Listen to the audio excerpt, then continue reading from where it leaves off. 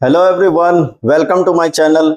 आज हम लोग बेसिक अकाउंटिंग टर्म्स चैप्टर में कुछ और अच्छे अच्छे टर्म्स को सीखने वाले हैं। ठीक है, चलिए जल्दी से स्टार्ट करते हैं और देखते हैं कौन कौन से नए नए टर्म्स आज हम लोग सीखेंगे।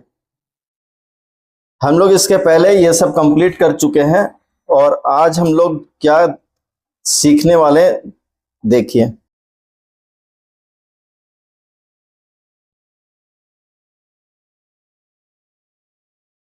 आज हम लोग पढ़ेंगे डिस्काउंट के बारे में।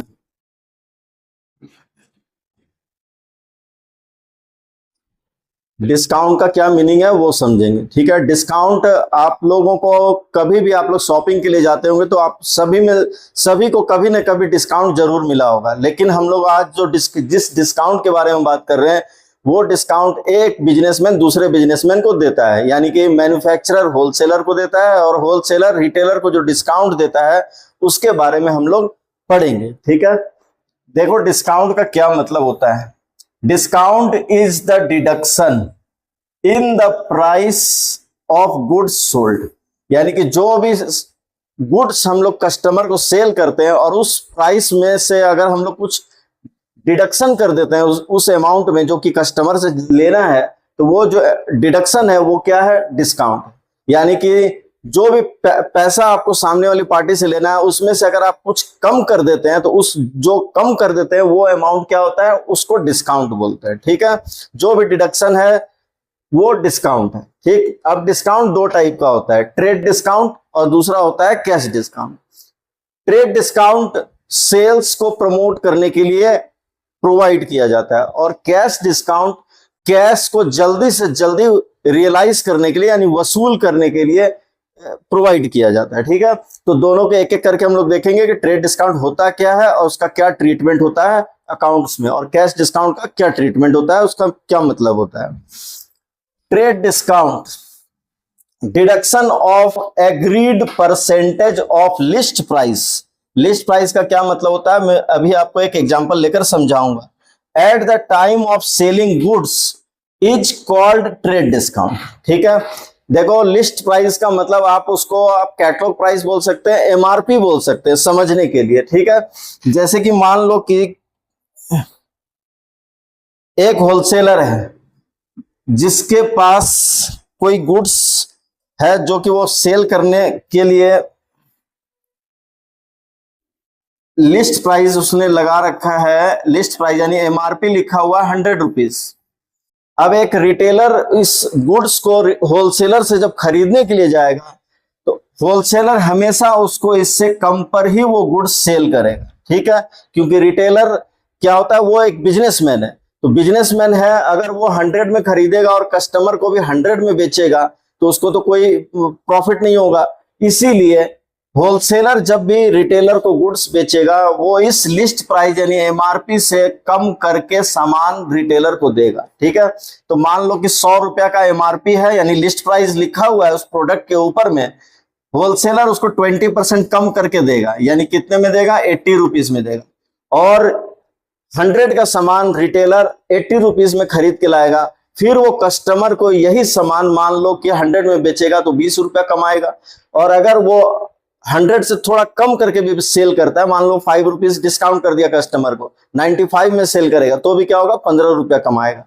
इसीलिए एक बिजनेसमैन दूसरे बिजनेस को एमआरपी यानी लिस्ट प्राइस में से हमेशा कुछ ना कुछ डिस्काउंट करके ही प्रोडक्ट सेल करता है ताकि वो बिजनेसमैन भी कस्टमर को गुड्स सेल करके कुछ पैसा कमा सके। ठीक है, तो इसी डिस्काउंट को, ये जो 20 रुपया होलसेलर रिटेलर को कम करके देता है, इसी को हम लोग क्या बोलते हैं, ट्रेड डिस्काउंट बोलते हैं। ठीक है, क्लियर है। ट्रेड डिस्काउंट को नॉर्मली जब हम लोग अकाउंट्स बनाते हैं तब उसको रिकॉर्ड नहीं किया जाता है, यानी कि जब रिटेलर अपने यहाँ परचेस को रिकॉर्ड करेगा तो परचेस को कितने में रिकॉर्ड करेगा, 80 रुपीज में रिकॉर्ड करेगा, यानी कि 20 रुपया जो ट्रेड डिस्काउंट है उसको अकाउंट्स में यानी जर्नल एंट्री में कहीं भी रिकॉर्ड नहीं किया जाता है। ठीक है, अब आइए कैश डिस्काउंट के बारे में बात करेंगे। When goods are sold on credit basis the customer may be given certain deduction in amount due in case if they pay the amount within the stipulated period or earlier। ठीक है, इसका क्या मतलब है देखिए, मान लीजिए कि मैं एक होलसेलर हूं, ठीक है, और मान लीजिए मेरे 50 ऐसे कस्टमर हैं जो रिटेलर हैं, और सभी कस्टमर मेरे से 20,000, 10,000, 50,000, 1 लाख का सामान उधार में, क्रेडिट में खरीद खरीद के ले जाते हैं। ठीक है, तो इस तरह से मेरा लाखों करोड़ों रुपया मार्केट में उधार में फंसा हुआ रहता है। तो मैं क्या करूंगा, इस पैसे को जल्दी से जल्दी रियलाइज करने के लिए, वसूल करने के लिए अपने रिटेलर्स को यानी अपने कस्टमर्स को कैश डिस्काउंट ऑफर करूंगा कि जो भी विद इन 15 डेज पेमेंट करेगा उसको एक्स्ट्रा 5% कैश डिस्काउंट दिया जाएगा। तो मान लो कि एक एक्स नाम का एक कस्टमर है मेरा, 1 लाख का गुड्स मेरे से उधार में यानी क्रेडिट में परचेस करके वो ले गया है। अगर मैं उसको ये 5% वाला ऑफर दूंगा, कैश डिस्काउंट वाला, विद इन 15 डेज में पेमेंट करने पर आपको 5% कैश डिस्काउंट दिया जाएगा। तो एक्स क्या करेगा, विद इन 15 डे किसी भी हाल में लाकर पैसा देगा, क्योंकि 1 लाख का 5% यानी उसको कितने का फायदा होगा, 5,000 का फायदा होगा। तो ये जो कैश डिस्काउंट ऑफर किया जाता है, जल्दी से जल्दी कैश को रियलाइज करने के लिए दिया जाता है, ताकि मार्केट से मेरा पैसा वापस निकल जाए, मेरे पास आ जाए, और ताकि मैं उस पैसे से दोबारा से बिजनेस कर सकूं। यानी उस पैसा से मैं क्या करूंगा, मैन्युफैक्चरर को फिर पैसा दूंगा, फिर माल मंगवाऊंगा, फिर मार्केट में सेल करूंगा। तो पैसा निकलवाने के लिए, रिटेलर से पैसा वसूल करने के लिए होलसेलर हमेशा ये डिस्काउंट ऑफर करता है कि आप जल्दी से जल्दी पेमेंट करेंगे तो आपको हम लोग क्या करेंगे, एक्स्ट्रा कैश डिस्काउंट देंगे। ठीक है, क्लियर है। यानी ट्रेड डिस्काउंट दिया जाता है सेल्स को बढ़ाने के लिए, यानी कि एक दूसरे को कमाने का मौका देने के लिए हम लोग क्या ऑफर करते हैं, ट्रेड डिस्काउंट देते हैं। ठीक है, और जल्दी से जल्दी पैसा वसूल करने के लिए हम लोग कौन सा डिस्काउंट देते हैं, कैश डिस्काउंट देते हैं। कैश डिस्काउंट 2 टाइप का होता है, एक डिस्काउंट अलाउड और एक डिस्काउंट रिसीव। ठीक है, कैश डिस्काउंट को अकाउंट्स में रिकॉर्ड किया जाता है, लेकिन ट्रेड डिस्काउंट को अकाउंट्स बनाने के टाइम पर रिकॉर्ड नहीं किया जाता। ठीक है, क्लियर है। अब इसके बाद बारी है वाउचर्स की। वाउचर्स क्या होता है देखिए, वाउचर्स एक डॉक्यूमेंट होता है, एक रिटन डॉक्यूमेंट होता है जो किसी भी ट्रांजैक्शन का क्या होता है, प्रूफ की तरह काम करता है। ठीक, जैसे कि मैं आपको एक एग्जांपल देके समझाता हूं। जैसे कि मान लो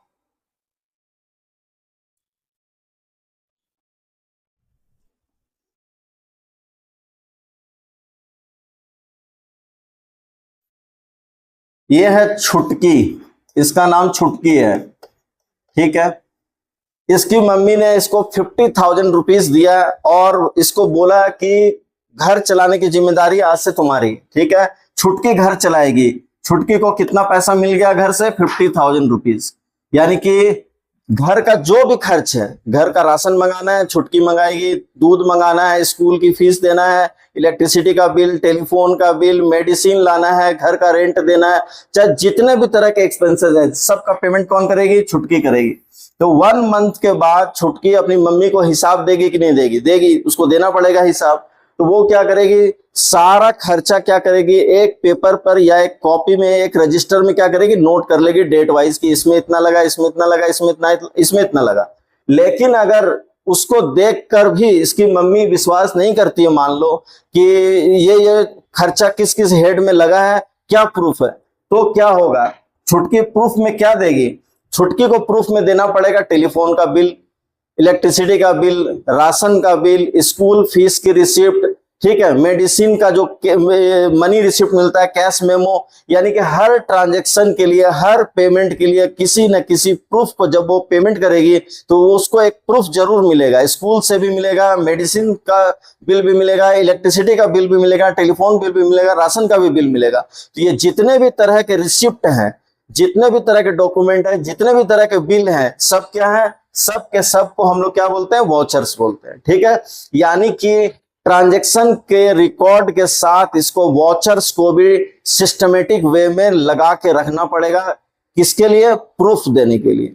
ठीक, जैसे छुटकी को हर ट्रांजैक्शन के लिए एक प्रूफ देना पड़ेगा, उसी तरह से बिजनेस जब हम लोग करते हैं, अकाउंट्स बनाते हैं, तो वहां पर भी एवरी ट्रांजैक्शन के लिए हम लोगों को क्या करना पड़ता है, एक प्रूफ रखना पड़ता है, ताकि हम लोग जरूरत पड़ने पर इनकम टैक्स को, सर्विस टैक्स, जीएसटी को, हम लोग जीएसटी डिपार्टमेंट को वो प्रूफ दिखा सके कि एक्चुअल में ये ट्रांजैक्शन हुआ है, ये खर्चा हुआ है बिजनेस में। ठीक है, नहीं तो कौन मानेगा। ठीक है, vouchers refers to a document refers to a document that serves as evidence of transaction and proof of payment। यानी कि वॉचर्स हर एक पेमेंट का एक प्रूफ होता है, एक सबूत होता है, ठीक है। बिना वॉचर्स के सामने वाली पार्टी कैसे मान लेगी कि आपने ये खर्चा एक्चुअल में किया है। तो आपको क्या करना होगा, हर एक ट्रांजैक्शन के लिए, हर एक पेमेंट के लिए आपको क्या करना होगा, एक डॉक्यूमेंट, एक रिटन डॉक्यूमेंट प्रूफ के तौर पर रखना पड़ेगा, ठीक है। For example, cash memo for cash purchase, invoice for credit purchase and receipt for every payment. यानी जब भी आप कोई पेमेंट करेंगे आपको उसका एक रिसिप्ट जरूर मिलेगा, उस पेमेंट, उस रिसिप्ट को आप एज ए वॉचर क्या करेंगे, रिकॉर्ड में संभाल के रखेंगे, ठीक है। अब आइए ड्राइंग्स। ड्राइंग्स क्या होता है? ड्राइंग्स का मतलब, जैसे मान लीजिए कि कोई आदमी बिजनेस करता है तो उसका घर खर्चा कहां से चलेगा, बिजनेस से चलेगा। यानी वो अपने घर खर्च के लिए बिजनेस से पैसा भी विड्रॉ करेगा और अपने घर के लिए अगर उसको कोई सामान चाहिए तो वो भी अपने दुकान से निकाल के घर ले जाएगा। जैसे मान लीजिए एक आदमी ग्रोसरी शॉप चलाता है तो घर का राशन कहाँ ले जाएगा, अपनी शॉप से ले जाएगा। एक आदमी कपड़े की दुकान चलाता है तो अपने घर के लिए वो कपड़ा कहाँ से ले जाएगा, अपनी दुकान से ले जाएगा। तो जब भी प्रोप्राइटर यानी कि ऑनर अपने पर्सनल यूज के लिए बिजनेस से कोई भी पैसा विड्रॉ करता है या फिर कोई गुड्स विड्रॉ करता है तो उसको हम लोग क्या बोलते हैं, ड्रॉइंग्स बोलते हैं। Withdrawal of money and goods by the owner from the business for personal use is known as drawings. Drawings reduce capital, और जितनी बार हम लोग बिजनेस से पैसा निकालेंगे हमारा कैपिटल क्या होगा, रिड्यूस होता जाएगा, ठीक है। क्लियर है?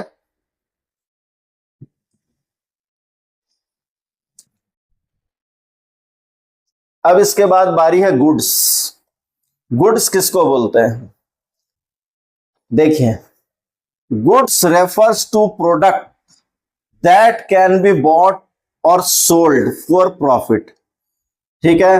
For example, mobile phone for mobile dealer, books are goods for book shop, ठीक है। यानी गुड्स हम लोग किसी न किसी प्रोडक्ट को बोलते हैं, जिस प्रोडक्ट में हम लोग डील करते हैं यानी जिसका हम लोग बिजनेस करते हैं वो हमारे लिए क्या होता है, गुड्स, ठीक है। जिसको हम लोग खरीदते बेचते हैं, यानी मोबाइल शॉप के लिए मोबाइल फोन क्या है, वो एक गुड्स है क्योंकि वो मोबाइल फोन को खरीदता है और बेचता भी है, सेल परचेज करता है।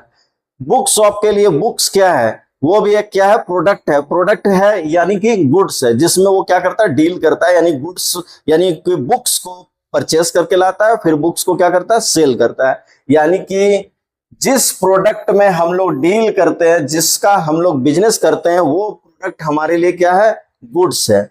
जैसे कि आप कुछ एग्जांपल्स यहां पर देख सकते हैं, ये सभी को हम लोग क्या बोलेंगे, गुड्स बोलेंगे, ठीक है। स्टॉक किसको बोलते हैं और इन्वेंट्री किसको बोलते हैं, ठीक है।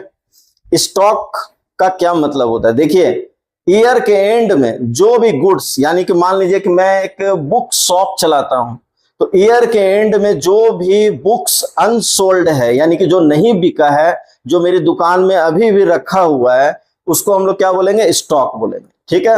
और इन्वेंट्री क्या है, स्टॉक का ही दूसरा नाम है, लेकिन कुछ और चीजों को भी स्टॉक के अलावा इसमें शामिल किया जाता है, ठीक है। अब मैं इसको डिटेल में समझाता हूं। स्टॉक और inventory refers to the goods, यानी ये गुड्स ही है, ठीक है। गुड्स को ही हम लोग क्या बोलते हैं, stock.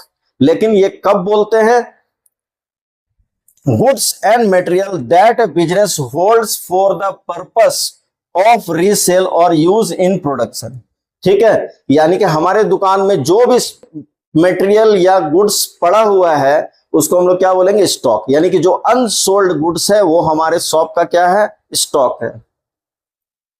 In manufacturing concern it can include raw materials, work in progress, finish goods and supplies.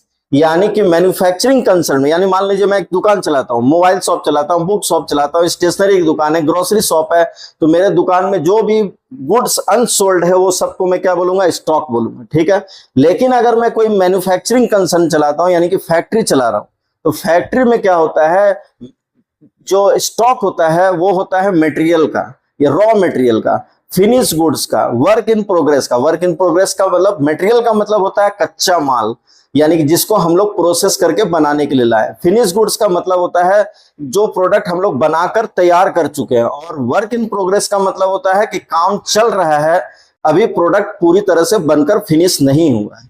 और कुछ सप्लाईज यानी कि एक्स्ट्रा मटेरियल या सपोर्टिंग मटेरियल को हम लोग क्या बोलते हैं, सप्लाईज बोलते हैं। लूज टूल्स सबको इन्वेंट्री के अंदर शामिल किया जाता है। बात समझ में आ गई? ठीक है, ठीक है। आज की क्लास में हम लोग यहीं तक कंप्लीट करेंगे। नेक्स्ट क्लास में ये चैप्टर हमारा कंप्लीट हो जाएगा और उसके बाद हम लोग न्यू चैप्टर स्टार्ट करेंगे, अकाउंटिंग इक्वेशन, या फिर chapter number 1 meaning and objective of accounting. ये हम लोग चैप्टर स्टार्ट करेंगे। ठीक है, मिलते हैं नेक्स्ट क्लास।